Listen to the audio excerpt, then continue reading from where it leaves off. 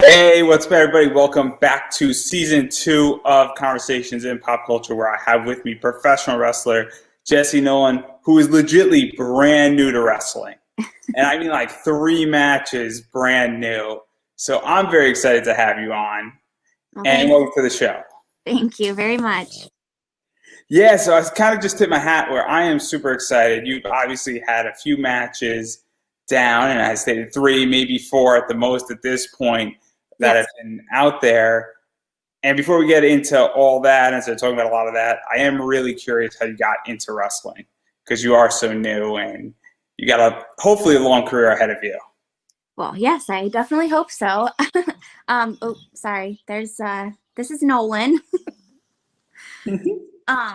Okay, so I started watching wrestling growing up. I would see my dad like every other weekend, and he would always have Friday Night SmackDown on. And it got to the point where I got excited to go to my dad's house that I could watch wrestling. And I just really loved it. And then I started watching it on my own, and I started getting like super into it and like started, looking more into it, like studying the wrestlers and starting learning all the move names and stuff like that. And I kind of took a break from watching for a few years when I went off to school. You know, I just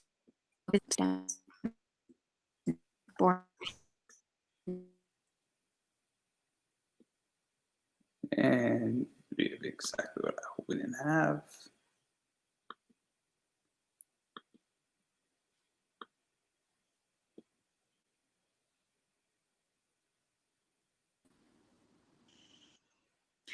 I don't know what just happened. Well, you cut off right at school, and sometimes that happens. It's the internet. Okay. And it's probably me. It's probably not you, because it's always my fault, and I totally accept the blame. So any internet problem, whether I'm in your house or I'm not, is most likely my fault. So Okay. speaking about how you sort of were watching on your own and then you went off to school. Yes. So I went off to school and I wasn't really watching as much. I would keep up on social media with like the WWE product. But once I graduated, I started watching it again and here and there.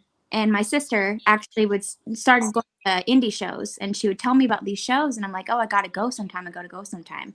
And so I had gone to one a couple years back, and I actually saw Danger Kid on that show. I saw Calvin Strange. I saw Luke Robinson, who's actually a friend of mine. And so this is now we're at 2019, like March of 2019, and my sister gets me to go to a Limitless wrestling show because Tommy Dreamer was there, and I love Tommy Dreamer. So I'm like, I can't miss that. So I go to this show, and I was just like in awe. Like, it was just that energy there. I will never forget it. Like, I've told Randy Carver, that the owner of Limitless, a bunch of times. Like, that show made me fall in love with professional wrestling again. And so I actually met Randy a couple months later, no, maybe like a couple weeks later, at a bar after another indie show. And, I had found out at that point that he had a school. And so I was like, oh, yeah, Randy, you ought to let me come wrestle, like not thinking anything of it. And he's like, yeah, of course, come do it. I was like, oh. So I actually was in school again at that point. I waited to graduate like a month later, and then the next week I was there, and I've been there ever since. And that was, gosh, almost 2 years now. It'll be 2 years in May. I can't even believe that. So there's a lot to unpack there. So obviously you left watching wrestling, you come back, and then you sort of got into the indie scene where you went from WWE, or in my day it was Impact, WWE. Now for all those people out there, it's AEW, WWE. And then you got into an indie show, and then from there, obviously you met Randy, and then he sort of got you to do training. So what was that like, going from that trajectory and now becoming and then getting into training, I guess, and how did that all work? 'Cause that's an interesting journey in of itself. Yeah, I mean, I was obviously a big fan of wrestling, but the transition for me from fan to train was it was weird. Like it was I personally I still like not knowing the card at shows. I don't like knowing like anything that's gonna happen because like I still want to have that fan aspect. Um, but you know now it's like sometimes when I go to these shows I don't even get to watch the matches because I'm working behind the scenes like doing stuff like you know helping with whatever needs to be helped with. But that was kind of a hard transition at first because like obviously I just want to sit there and watch wrestling, you know. But I love it. Like I love everything about it. I love the responsibility like of you know being kind of like the ring crew. That's kind of our job as trainees right now. Um, but yeah, I've gotten used to it. I've gotten used to watching wrestling differently than I did before. And we're going to talk about that because one of the things about Limitless is that you have been in the crowd watching matches. And we're going to talk about that because that also is a very interesting dynamic. But we're going to table that for 1 second because obviously you come in, Randy obviously got you in the ring. And so, what was that like on day one between the physical side? There's the mental side of wrestling, there's the selling side, there's also just understanding the concept. So what was all of that like? Because that's obviously the dojo up at Limitless, and that's kind of what they do. And so, what was that entire mentality like for you, and how was your training broken up?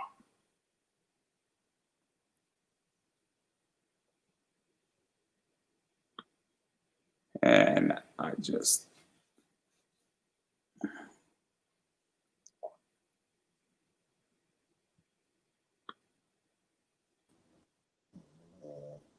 I don't know what you caught of that. I you basically were getting at like what day one was like Yeah, what was day one like coming into this ring and all the physical side and the physical stuff with the wrestling and really starting to train there? And because obviously wrestling training, for those who don't know, is broken up with physical stuff. It's also broken up on a mental side as well as a selling side. And so, what was that like coming in? Because obviously, I hope all of that wasn't bombarded with you on day one. um, yeah, so my first class was actually with Alexander Lee. It was me, him, and Mac Daniels. There was just the three of us. And I, at that point, had never stepped foot in a wrestling before in my life. And so I literally had to ask Alexander Lee to teach me how to get into a wrestling ring. um, you know, we went over like some bumps. So, like, basically teaching yourself how to fall properly without getting seriously injured. And we it was a very simple first class because like I was new and I'm sorry, my dogs are being very rude right now and running around. Um, and I just I don't know. I left that day and I was like, oh my goodness, this is a lot. Did you have a moment where you're like, "What the hell did I get myself into?" Kind of, yes, but also at the same time, I was like, I'm finally here. Like I finally made it to living out a dream that I've had since I was a kid. And so to even build off of that, because now obviously you're training and you're learning holds, and I think what people don't understand is that it's not just learning the holds; it's also being in the right type of shape. You know, getting your cardio up is massive in a wrestling ring. I don't think people understand, and the analogy I use is that skating and ice hockey is super, super exhausting, and wrestling a 10-minute match is very similar in that way as well, where if you're not in shape or you've been sitting out for 6 months, you know, that first one back is going to be tough. And so it's that, but also it's learning how to keep yourself safe and other people safe as well. So what was like even just learning, because you were starting off with nothing except being a fan. I think that's a safe assumption. Yeah. So I mean, I have a little bit of an athletic background. Like I played basketball and softball and all that. Like I played soccer, just different sports. But at that point, I was lifting weights sometimes, but not very seriously. And so I wouldn't say that I was very in shape. My cardio was terrible. And so just starting there was really a kick in the butt to get into the gym. So I started in May of 2019. I started going to the gym in August, so 3 months later.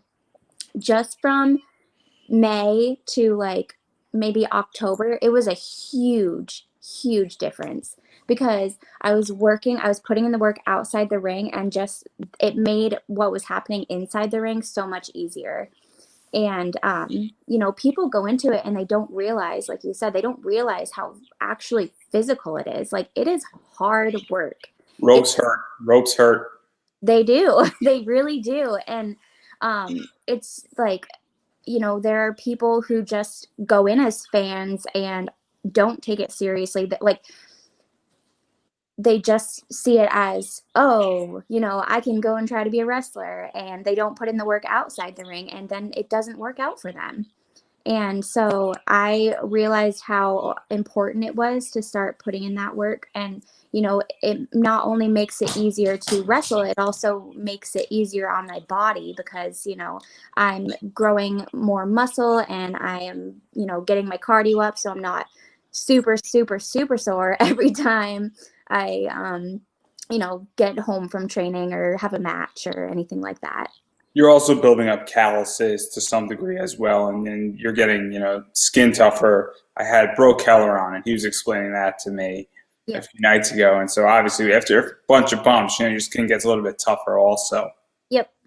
And so to talk about the other side, because obviously that's a lot of the physical side, and mental stuff does play into that. But what was that like? Because that's all the promo stuff and the selling and even just the fortitude and understanding what you're doing in a ring, because that's more of a psychological aspect in many ways, which I think people forget that wrestling is psychological.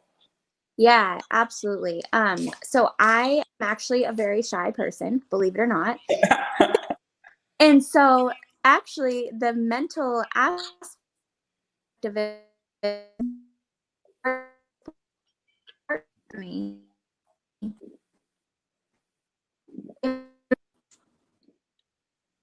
Oh, you're back. Okay. This is completely my fault. I'm well aware of it. It's completely my fault. I know it's my fault right from the start. Only my internet is not cooperating with me today. So that's the problem. It's fine. I just waited out until you come back on the screen. So yeah, the mental part was really hard for me because, they, at one point, like a few months into it, they're like, all right, you're going to cut a promo. I'm like, uh-oh.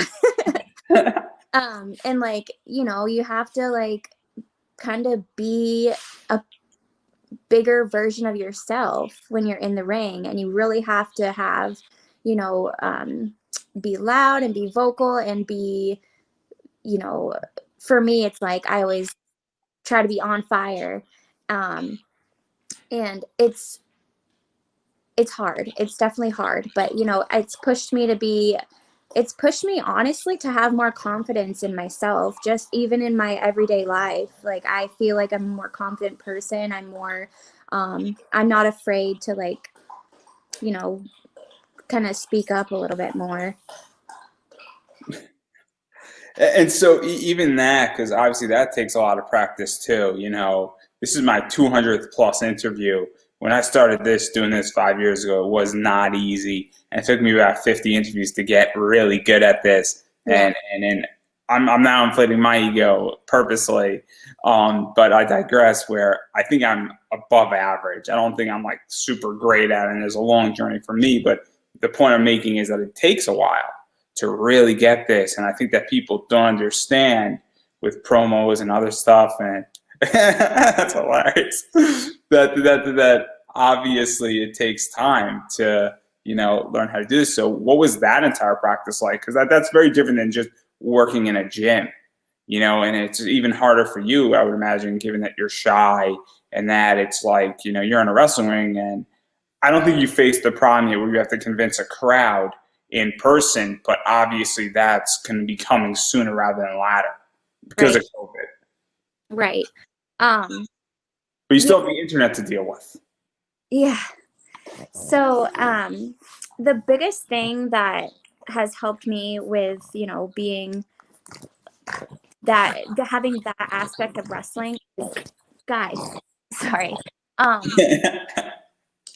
is just letting go of any fear that I have and just starting, oh my word, sorry, just starting with a clean slate, like just not being afraid to just let go, because when you're in training, nobody's judging you. And they want you to try different things. They want you to try to push yourself to, do great promos and think of things off the top of your head that you wouldn't normally. And luckily, I have a very supportive place to train, and they're all very like willing to help, and they're not gonna laugh at you if you mess up in a promo. You know what I mean? Yeah, let's talk about Limitless, this dojo, and we're going to talk about Danger Kid in a minute. Okay. He's going to get a big plug here for what he does. But obviously, Limitless Dojo, their entire training school is fascinating. I know that Eric Johnson, I think, is very much involved in that as well. And so what was that entire vibe like and experience like? And we spoke about it a little bit, but obviously they really take interest in their students, and they don't push anybody into a match because you're carrying their brand on your back in many ways. And Yeah. they're the type of school that also you go to their school and then they want you on a Limitless show. It's not like they don't have essentially what their school is, that it's almost a sister to their promotion. Yep. So first of all, it was when I had asked Randy who the trainers were at the dojo, he said Mainstay Posse, which was also Alexander Lee at the time. So both of them and Alexander Lee, Calvin Strange, and then Eric Johnson actually came in a little bit later on. Now he teaches more regularly. And we've had, August Gray comes every so often. I mean, before he got signed, he was here a lot more, but we'd have classes with him sometimes. But he told me that, and I'm like, oh my gosh, because I was coming into this as a fan. Like, I was still in that mindset of they're these big professional wrestlers that I just saw on my first Limitless show like 2 months ago, and I like already love them and like are huge fans. But so that was definitely humbling. But yeah, so I said after my match with Danger Kid that I had been training for 15 months. And part of that was when the school shut down and we couldn't train at all for about a month or so. But my trainers and Randy really took the time to work with me and make sure that I was ready to put on a match that, nobody was going to forget. And that's what they do with their students. Like, they don't want to just push wrestlers out the door, get their product. They want good quality wrestlers. And that is something that I really love about the dojo, because they really care about us and they really want us to succeed, and they're not going to let us, put ourselves into a position where we're going to look bad. Yeah, let's talk about that because I have interviewed August Gray twice at this point, and I will never interview him again, which is a good thing. It's a good thing, and he knows why, because obviously I don't want him to be leaving WWE anytime soon. Right. Which means, because I'm not big enough to play everybody in WWE's sandbox yet. But maybe someday that'll be the third interview. So if you ever see him on my show again, we obviously know what's happened. But I digress right there. And that guy is just a wrestling encyclopedia by definition. And so is Chris Levin. Those two are probably the two smartest people on the indies in wrestling, or were. Obviously, August Gray is signed to WWE, but Chris is still around. Just throwing it out to two people that I know are brilliant at it. But more importantly, let's talk about Danger Kid, because I know that you and Danger Kid are close, and obviously Danger Kid trained you. And so what was that like, along with Mainstay Posse? And so what was that like training like and that push like and that relationship like? Because obviously it led to your first match. Yeah. So, first of all, Danger Kid is awesome.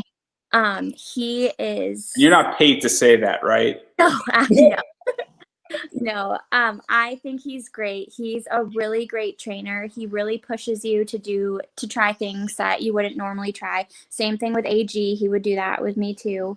But Danger Kid, he focuses a lot on the cardio aspect of wrestling, which is great because a lot of the students, including myself, need more cardio in our You lives. need to be whipped into shape. Yeah, I think it's a good way to put it. Yes, exactly. And Danger Kid definitely does that. But just having my first match with him, like that interview that I had after that match, like that was like me saying all those things. Like I when at the end of our match, when he, told me he was proud of me and like we shook hands and all that, I was almost in tears because I was just so happy that I got to share the ring with him for my first match and I got to, we took each other to our limits and we have worked so closely together, especially through the summer, that it just meant so much. And um I love all the trainers there, honestly. I really do. They're all really great and they all are good at different things. Like they all have their own different teaching styles, and I think it's really great that we're not just learning the same things over and over again. So let's talk about this entire match. And I think, and correct me if I'm wrong, because obviously this is your first match coming out to this. Nobody knows who you are at the time. I think the week before, Danger Kid sort of hyped it up a little bit. So obviously there was some promotion going into this. There was some build up to it. And obviously there's no fans, but everybody's watching on the internet on Wednesdays, Limitless Wrestling. Mm-hmm. And that's for a variety of reasons. Obviously, Beyond is on hiatus, and there was just a big void of wrestling for a while, and now everybody wants to see it again. So obviously, there's a lot of eyes on you, and you now have this hype, and then now we have Danger Kid, and everybody knows who Danger Kid is. So what was that entire situation like for you? Because you're coming into, I don't want to say like a hostile territory, but a bit more of a pressure territory versus saying, most people have a dark match as their first match, or they're like the second match in the card. And I'm going to say it in the nicest way, but they're almost a placeholder or a cooler match in many ways. Mm-hmm. Here, you're in a position where I don't think Limitless has any cooler matches, but obviously you're in a pressured match where there's this nice big hype. And it's like, oh, here you are. And now you're with more or less the face of Limitless at the moment.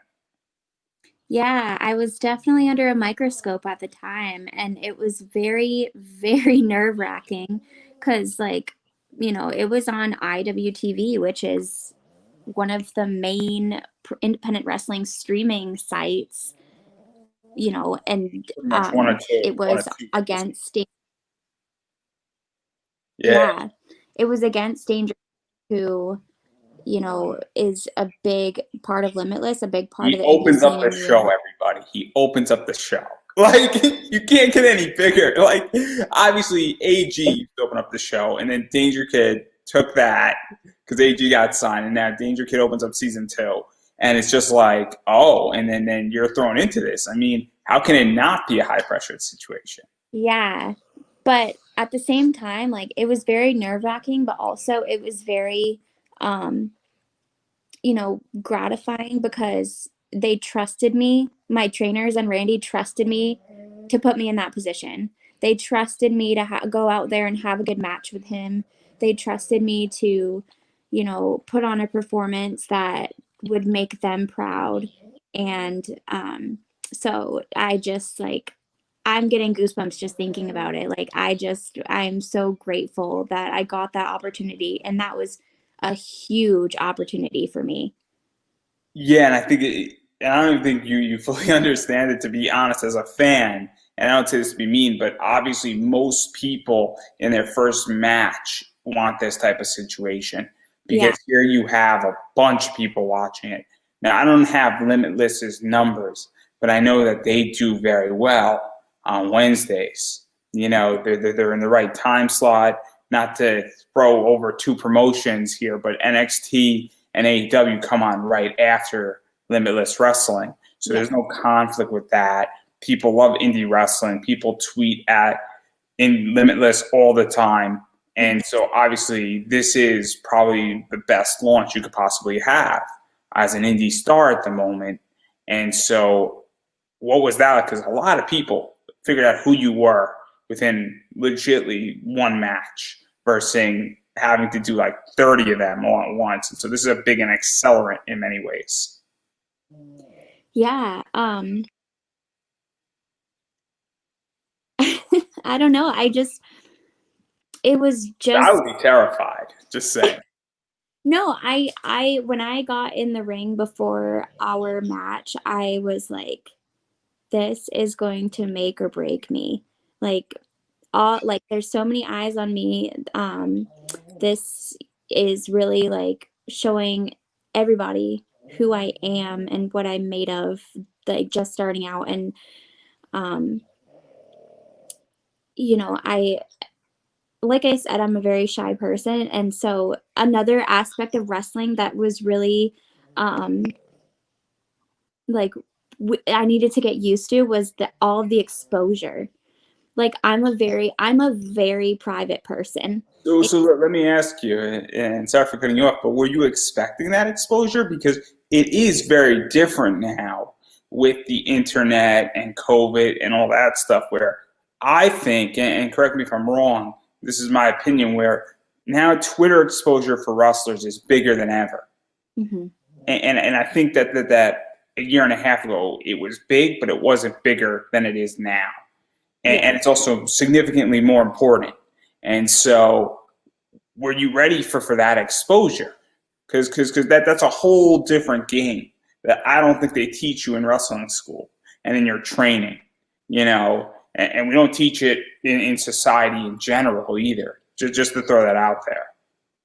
Yeah. I knew what I was getting myself into. Definitely. Like I still try to keep my personal life very private, but I knew that I was about to be like, Followed yes, on Twitter. exactly. And like we actually have had a couple classes at the dojo just on social media, just because it's such an important part of being an independent wrestler and getting noticed and getting seen. And so that was something that I actually put a lot of focus in before I had that match. I made an Instagram, I made a Twitter, I made a Facebook, like I was putting things on there. I was putting training things, gym videos, like everything I could so that, I didn't just like debut and then throw all my social media out there and like there's nothing there. Yeah, your Facebook's pretty clean. Your Facebook page is pretty clean. You have like a bunch of good stuff up there. I like that Trevor Murdoch photo I saw. Yeah.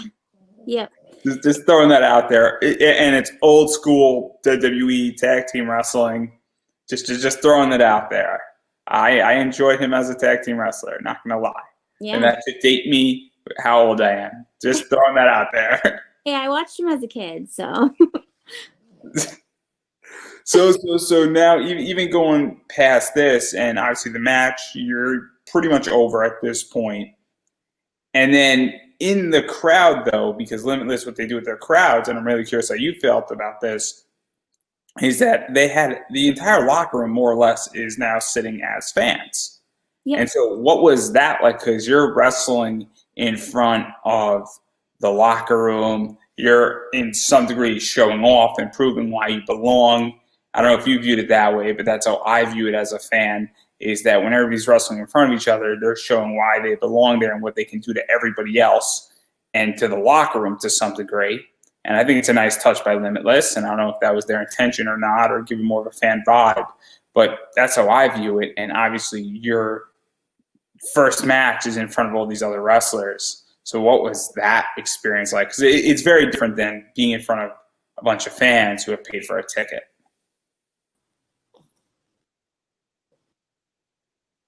I don't know if you caught all that.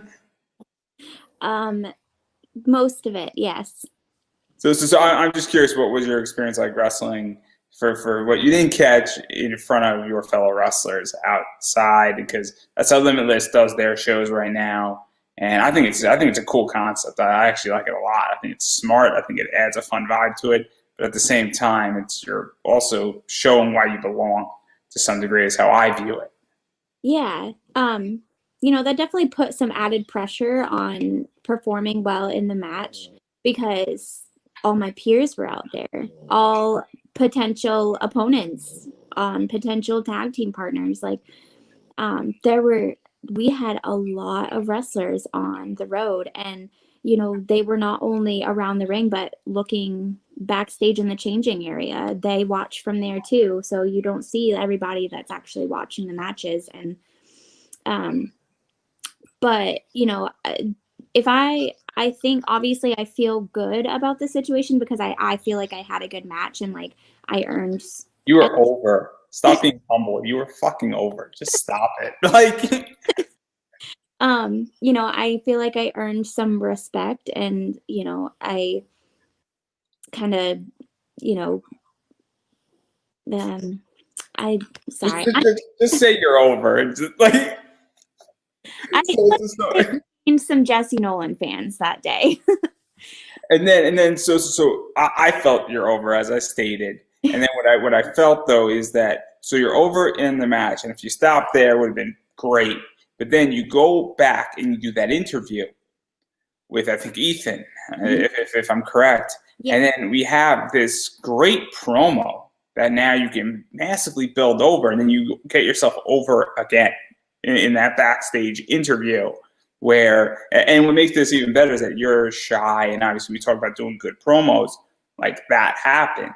And so what was that like, really kind of going behind the scenes and the emotion, and now actually creating a human connection? Yeah. So I like literally went downstairs and did that promo right after the match. And so I was still like, had that kind of match high, and it was all just, I was just speaking from the heart. Like it was just very sincere. And, I was just so grateful in the moment. Like I was proud. I was proud of the match. I was proud of myself. I was proud of Danger Kid for, helping me put on a good match. And so that just kind of all poured out, and I spoke from the heart, really. Yeah, and I think that also captured a bunch of fans. I also think it's a really good piece for other promotions to look for to book you when things get somewhat back to normal. And I think that it shows that you have mastered the way to do promos, you're solid in the ring. And I think both those things are needed now for professional wrestlers. I think it's something that a lot of people, and considering that you're new, I think that's something that anybody who wants to get into wrestling, or even a bunch of wrestlers who are like 4 or 5 years in, need to remember. They need both skill sets. Yep. And so now I want to flip it around, because while all your peers were watching you during this match, you also got to watch a bunch of your peers too. Yes. And I'm going to give a little inside baseball. And CPB was talking about this because he was on as my second interview for season 2, and Devontae's was the first one, and they were back to back. So they were a super interview, if you will. But what he was explaining is that, and Delmy also explained this, is that you guys do all your tapings. If you have like 3 matches, those get taped in a day or 2, back to back. And then it gets sort of put together behind the scenes a little bit on what match comes where and whatnot. And so obviously that's why there's wrestlers in the crowd, and you have to watch a bunch of people wrestle. And so what was that like?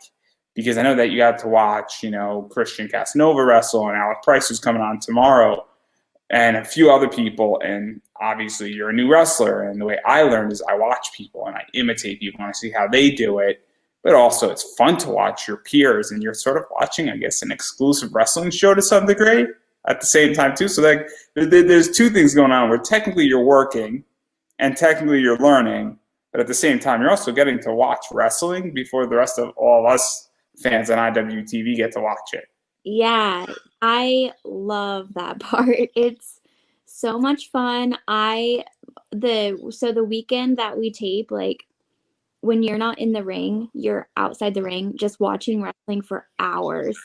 And it's so great. Like I did get to see Christian wrestle like Ace. Last season AG was there. Um, and I honestly the tapings are great because lots of wrestlers that I have never even met before are there, and I A get to. lot of talented people: Delmy, Yeah, AG, Davian. yep, Ashley Vox is another one. Alec Price is a guy to watch out for. yeah, There's a reason why I'm interviewing him tomorrow. Ace, as you stated. I'm trying to think of other people in Limitless who are great. I mean, obviously Danger Kid, Mainstay Posse. Um, right. make the argument Eric Johnson. Eric Johnson is underrated, but guy is so good. Mhm. Um, Rick Bison. That's another good name to throw out there. Good old Tomahawk. That's old school New England wrestling right there. I met him when he was still Tomahawk. Going deep, guys. Going deep here. And I used to live in DC, and I know that. So clearly, Yeah, it's just a lot of fun. Like I get to see a lot of different wrestling styles. I get to get ideas and like see different things that I like and things that might work for me and my style. And I just I love watching wrestling in general. Like I mean, like I mentioned earlier, I watch it differently now than I did as a fan because like now I'm looking, I'm trying I'm trying to learn. So hug right there. Um, I'm trying to learn from what I watch. Like I and enjoy it at the same time, but um, it has to change your perspective, though, because yeah, I'll speak from my experience. So I love Joe Rogan. I love Howard Stern. I love different interviewers. Enjoy Larry King. And now when I hear all these people doing interviews, and even when I watch, talk host shows, and I'll pick like The View, for instance, because I think it's a little bit left, but I don't want to alienate everybody here. But obviously, I think they're somewhat down the middle. I view everything differently now because I'm like, oh, I know what they're doing, versus, before 5 years ago, I'm like, oh, I don't know what they're doing exactly. I kind of get a little bit of their tonality, but now I see it all differently. Like when I listen to Joe Rogan, very different where I understand how interviews are structured. I hmm understand what's occurring. And so for me, I enjoy it. I enjoy when people do it, but I also understand how it changes. And I would imagine that's somewhat similar for you as well.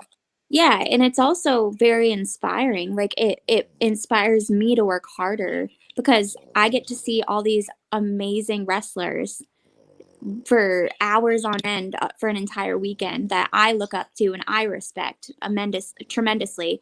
And I it just like makes me want to work harder and makes me want to wrestle more and go to the gym more and like just practice more um and yeah, it's so just everything about the road and the tapings is just really awesome.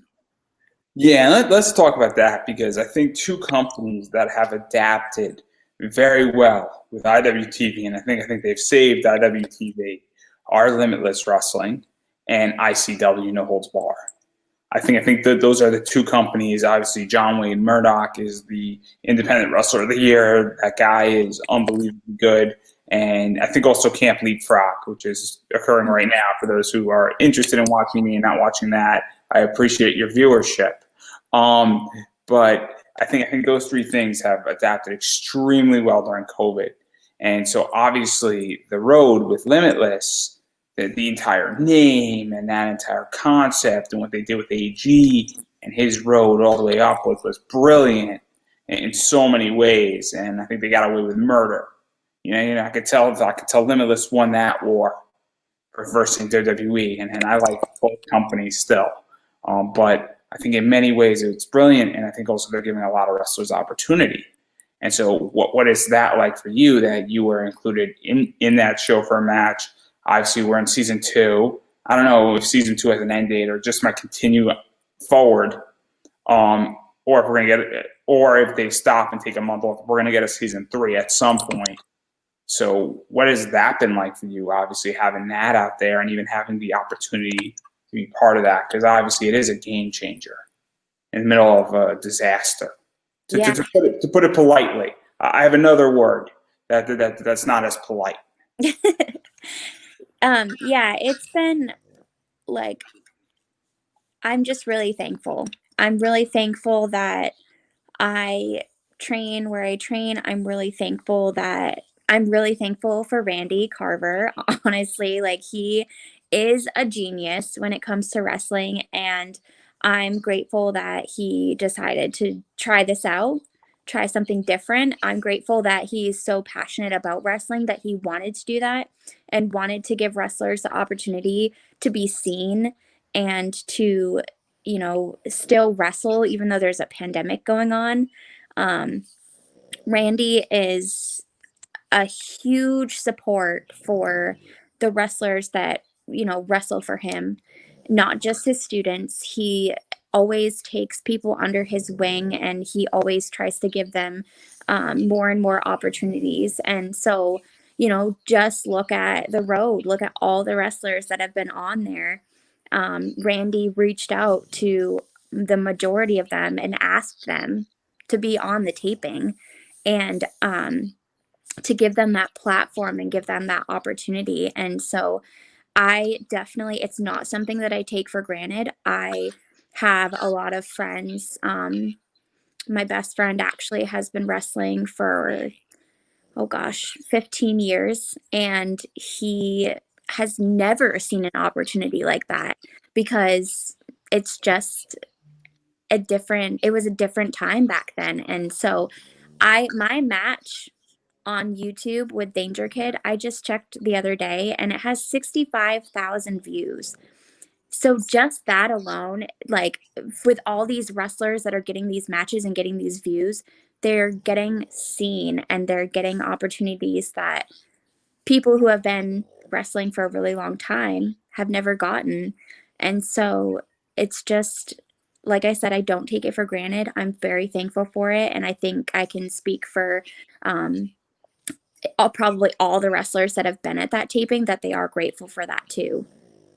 Yeah, and I think that Limitless is going to be one of the promotions in the next year or two that's going to be very much what is known as a launcher type of promotion, where they're going to launch a lot of people's careers. I mentioned several people already who they're going to be launching, and I could probably go through like 4 or 5 more who are now going to be getting attention. I think you're in that group. Alec Price obviously is the first one that comes up. Christian Casanova is another one. Yep. Very, very much so, who's been undiscovered, and probably has been, the 3 of you in many ways have been overlooked. I mean, you haven't been overlooked yet. You're still new, but very much. You have about 6 months before you're starting to get overlooked, but that's how I view it. But having said all that, I do want to talk about COVID a little bit. And I lost her.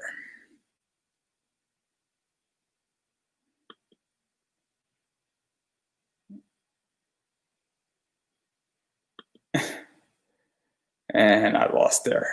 It's not good.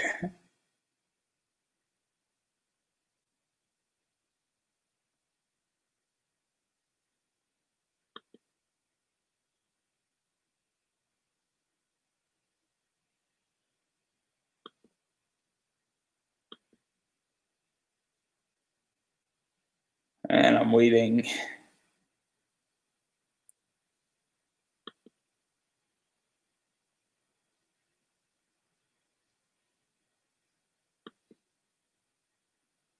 Oh boy, this is not good.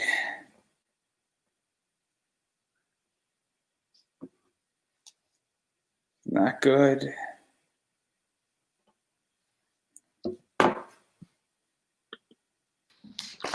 There we go. I think we fixed the problem. Clearly, the internet's not on my side today. Clearly. It's okay.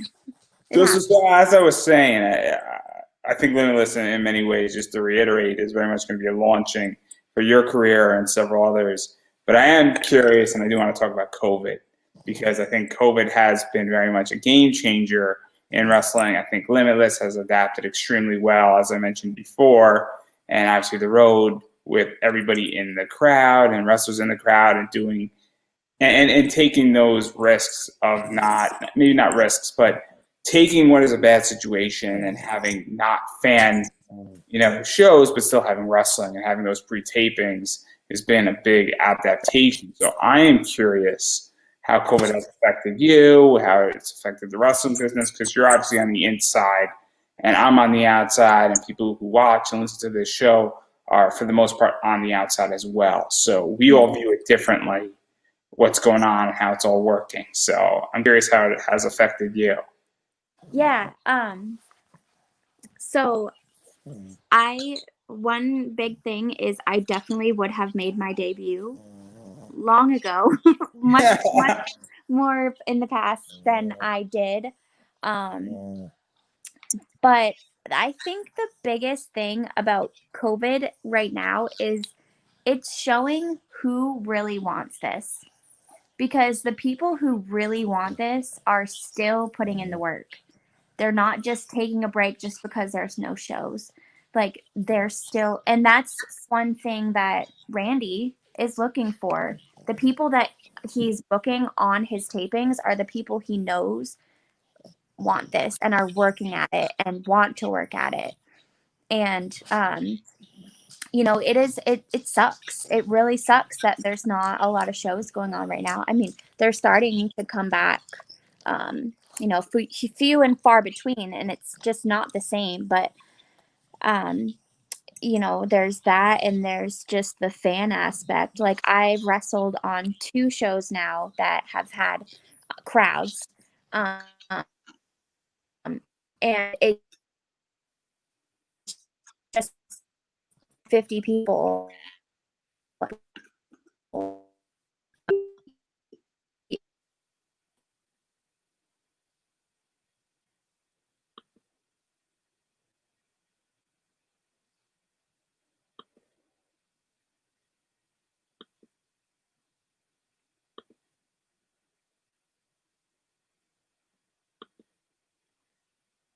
Clearly my internet doesn't like me. Okay. There we go. I got taken over while you were gone. Okay. Yeah. We're gonna try this. They clearly have their own opinion about what's happening today. They're not liking that I'm not paying attention to them. So I was just saying that, it's different not having the fans there or having way fewer fans. And I don't know, it's just very different. I know that everybody misses normal shows and normal wrestling, normal everything, but I'm at least trying to get used to what we have now, and I'm trying to be grateful for any opportunity that I do get, because like I said, they are few and far between. So to even go off of that, because I do think that obviously people are still seeing you, they're just not seeing you in person as a wrestler. Right. WTV is very helpful in that regard. Also, I think Limitless is now on Facebook. I think it's on YouTube. So obviously people who don't have IWTV, which you should get if you're an independent wrestling fan, it's really wonderful. All the promotions they have, you still can watch a bunch of Limitless wrestling relatively for free.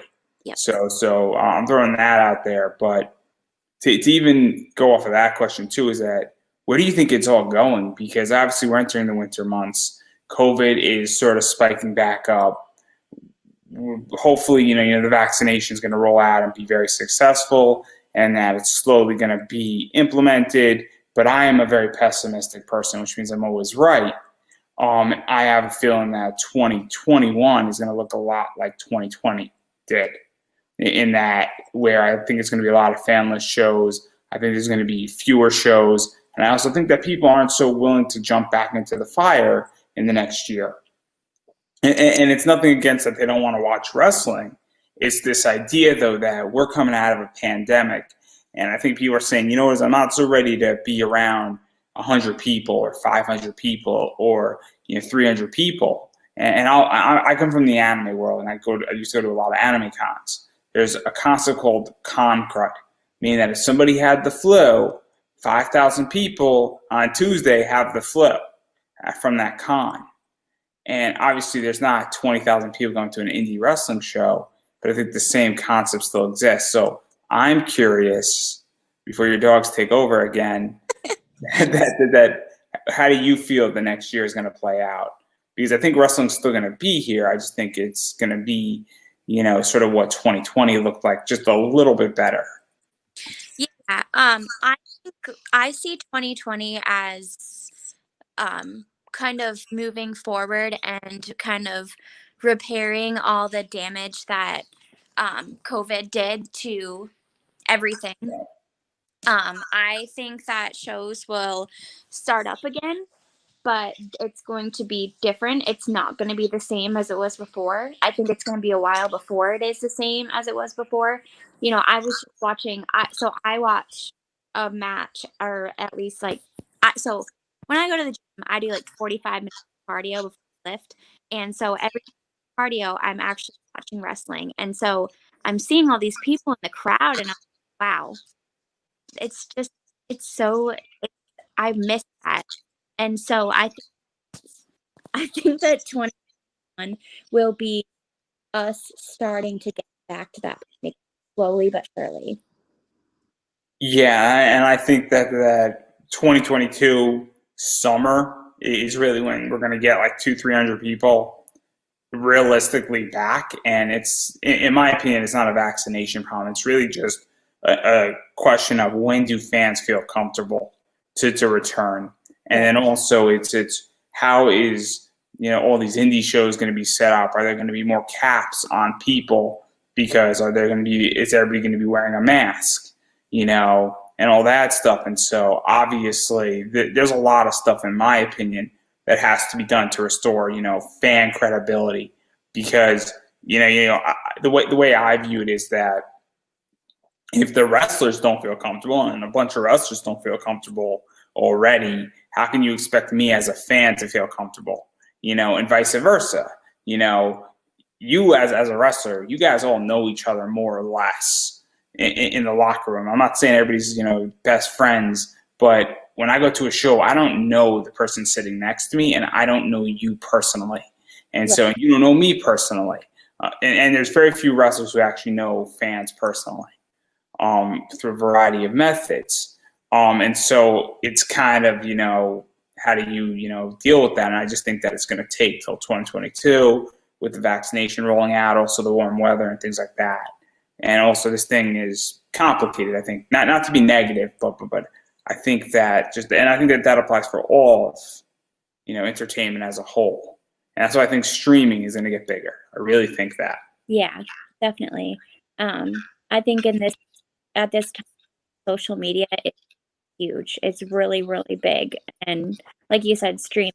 So, obviously I think that'll be a big part of the next year coming up. But I really hope that, by this time next year, things will be somewhat normal. But, just kind of have to roll with it at this point and see what happens. Yeah, and having bring up social media, and we only spoke about one of your matches, which is the craziest interview. I've never had an interview where I spoke about one person's match, and only one match. So you're the first on that front. But I do want to give you an opportunity to promote your social media. Obviously, I think that Limitless really kicked off your career, and I think in many ways it drew a lot of attention to your Facebook page, your Instagram page, your Twitter. I know you have a Pro Wrestling Tees out there. So where can people find you on Instagram? Where can people follow your Facebook page? Where can people follow you on Twitter? Where can people pick up merch from your Pro Wrestling Tees? And I don't know if you have a Snapchat. I don't know if you do TikTok. I don't know what other social media stuff is out there. So whatever you have, feel free to plug it. Yeah, so I have Twitter, Facebook, and Instagram right now. I'm not on the TikTok or Snapchat train yet for, my... You're not on Clubhouse either, right? I don't know. But my handle is the Jessie Nolan on all three of those. I probably use Facebook the least often. I am on my Instagram quite a bit. I'm trying so hard to use Twitter more.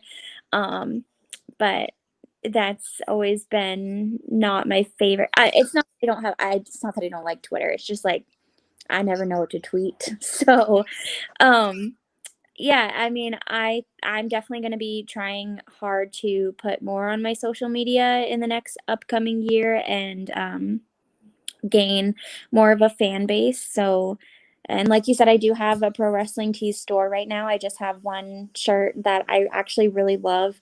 And I'm going to be hopefully getting some more designs in there and maybe selling some things independently. But yeah, I will definitely be hyping that up on my social media when the time comes. Well, on that note, I think that's a perfect place to end. But I've been saying this with every single interview, and it rings true more so with you than anybody else. Is that you have to support indie wrestlers. You have to support people when they're just starting out. You have to support people you like, people you want to see, and that support can come in many, many forms. Obviously, the first one is economically. If you like Jessie Nolan and you want to see her more and you want to see her wrestle, and you have the money around for a $25 T-shirt, give or take, you should obviously be doing that first and foremost. If you have the money, it's not going to hurt your family. Obviously, if you're in a tough spot and COVID's beating you up, or you're concerned about making sure your four walls, your electricity, your water's on, your internet's on, you have shelter, the basic three, please take care of yourself first and foremost, because that is crucial in this time, especially as we go into the winter and we don't know what's going to happen in the next 3 months with this virus and a variety of other stuff. But if you're in that situation and you have internet still and you're on social media, there's three options to follow somebody. And obviously, you should be doing all three of those options: Twitter, Facebook, Instagram. But some people love Twitter, some people love Facebook, some people love Instagram. And those are the big three. And you should be following Jessie at least on one of them.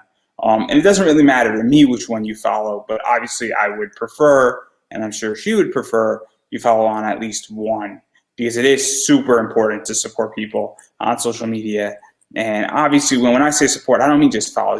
Give somebody a heart on Instagram, give them a heart on Twitter, give them a like on Facebook, comment on something. If you see somebody's match on the road and Jessie's wrestling on the road, tweet at Jessie on the road. It's super important for a variety of reasons, because it lets Limitless know that you're interested. It obviously affects algorithms. It gets people looking at other people's tweets and other things and a variety of other stuff. And obviously, same thing with Instagram hearts, and that's their entire algorithm is based on how much social attention something gets, because then it gets algorithmed out. So, and all that stuff is free. So if you're already on Instagram, it's not costing you any money, and legitimately with one heart that takes 30 seconds, if at all, probably actually takes 3 seconds now that I think about it, you could definitely change somebody's algorithm and maybe they get 5% more notice. So obviously you should be doing that as well, and that is the minimum, and you should be doing both, because it is super important, as I just stated. And I'm rambling on, and I know that you have to support people in whatever way you can, and the more ways you can support them, the better off you're going to be. So that's my 2 cents on the issue, and I'm going to give you the final word. Yeah, I mean, I definitely agree. Like I said, social media is huge right now. And so, um, don't just go and follow me, but follow as many wrestlers as you can. Like, wrestlers are, I think, really trying to post more and give you insight onto like their journeys. I know that I've been doing that with mine. I try to put as much of my training journey as I can on my social media. I can even post more pictures of my dogs if you guys want that, because they're pretty cute. But yeah, so just go and follow people and start liking things, because it does mean a lot to us as wrestlers and performers, and it's really great for us to get more eyes on us. And we are really grateful for the fans because, you know, I think everybody always says that, like, we wouldn't be here without them. Yeah, I couldn't agree more. And so thank you for being on. And I think that is a perfect place to end this interview because I couldn't have said it any better myself.